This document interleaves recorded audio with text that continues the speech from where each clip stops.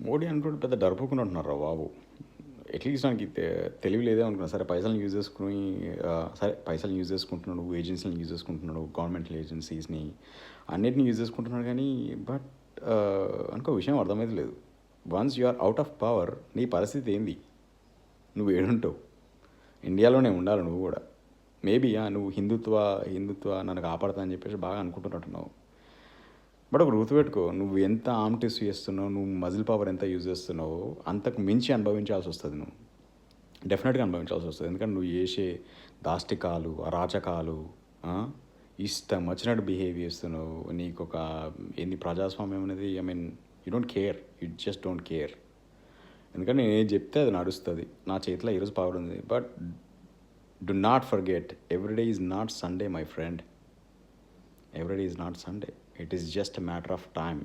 Time will decide.